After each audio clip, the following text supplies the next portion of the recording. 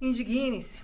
Esse é o título de um famoso ensaio do escritor francês Stéphane Hessel, publicado em 2010, sobrevivente aí de Buchenwald. Hessel defende a ideia de que a indignação é o fermento do espírito de resistência. A falta de indignação pela maior parte da população brasileira frente aos acontecimentos no país é digna de uma certa alienação mental, do derrotismo covarde ou ainda de uma lacuna histórica que nos impossibilita aí distinguir o certo do errado. A mídia tradicional, aliada à politicagem estabelecida, acusa Bolsonaro de fascista, de nazista e de estar tramando um golpe. Enquanto isso, aceitamos que Lula seja inocentado por uma tecnicidade, um tribunal composto aí em sua grande maioria por ministros nomeados pelo PT. Lula foi transformado por esse tribunal em um mártir político e não reconheceram sua indiscutível culpabilidade por corrupção, formação de quadrilha e enriquecimento ilícito. O Brasil se tornou, pelas mãos do STF, cúmplice desse ato de peculato. Em qualquer país minimamente republicano e com uma justiça cega, o PT teria seu registro cassado, seus membros receberiam uma pena exemplar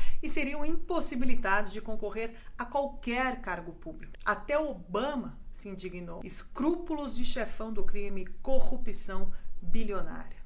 Indigne-se. A aliança com Lula por aqueles que batiam no peito para denunciar os crimes do PT é algo absolutamente surreal e digno dos melhores momentos de Maquiavel. Só que não estamos mais no século XVI. A história de lá para cá nos ensinou muito sobre essas atitudes e suas consequências nefastas para o povo. Eles deveriam ter vergonha de surgir aí com uma aliança com Lula nas eleições de 2022. O PSDB, que tanto lutou contra Lula, deveria ter vergonha. Em memória de Franco Motor, FHC deveria ter vergonha. Em memória de Tancredo Neves, Aécio Neves deveria ter vergonha. Em memória de Ulisses Guimarães, o Congresso Nacional deveria ter vergonha. Será que eles são capazes de sentir vergonha? Que país é esse?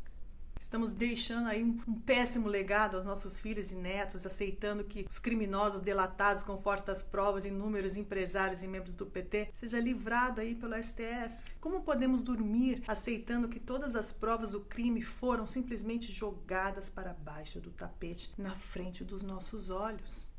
Como os jornalistas Reinaldo Azevedo e Marco Antônio Villa conseguem se olhar no espelho quando por anos foram a voz da resistência contra o PT e agora se tornam colaboracionistas? Como aceitar que Mário Sérgio Conte e Hélio Schussmann peçam por escrito ao jornal Folha de São Paulo um golpe militar para remover Bolsonaro do poder, ou ainda até mesmo a sua morte? Mas como ousam desrespeitar a memória e o legado do jornalista Sr. Frias, que certamente não compactuaria com esses crimes ou com qualquer ato que defendesse o rompimento com a democracia pelo uso da força? Indigne-se.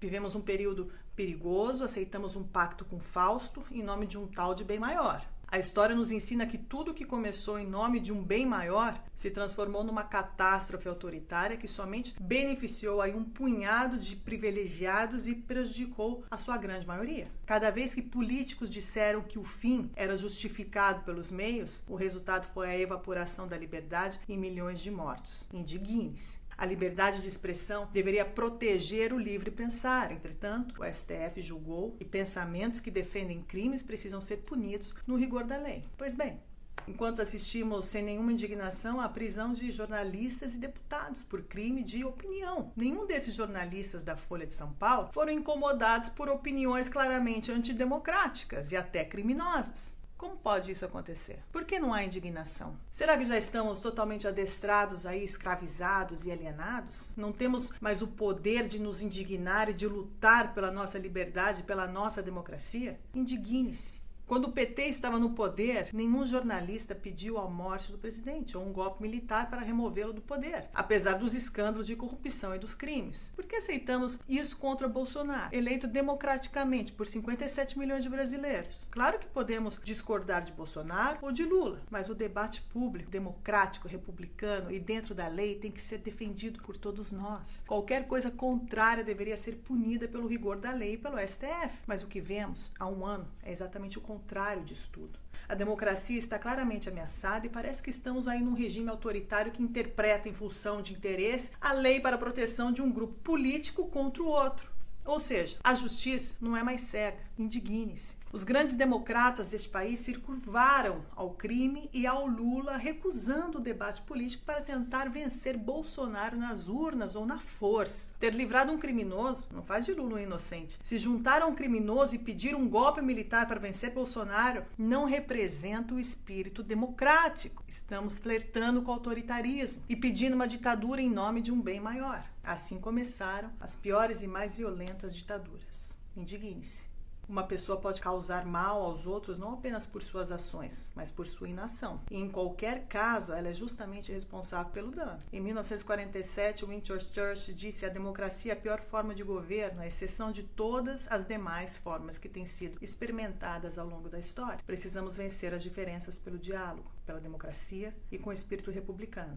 Precisamos nos indignar quando tentam forçar nossa mão, especialmente aí quando esses falsos democratas estão claramente na busca desenfreada pelo poder. Precisamos respeitar a opinião e a fé daqueles com quem não concordamos e não zombar da fé em Jesus, como faz de novo Mário Sérgio Conte, na Folha de São Paulo, numa coluna de Páscoa. Indigne-se. Nada disso é construtivo e ataca frontalmente a liberdade, o que parece ter se tornado algo comum no Brasil nos últimos 12 meses. Não podemos esquecer que, para desempenhar seu papel essencial na democracia, a imprensa deve servir aos governados e não aos governantes. O jornalista Henry Louis McCann, que defendia que a imprensa deveria expressar a vontade popular, diz: eu acredito em apenas uma coisa: liberdade. Mas não acredito em liberdade o suficiente para querer forçá-la a alguém. Indigne-se.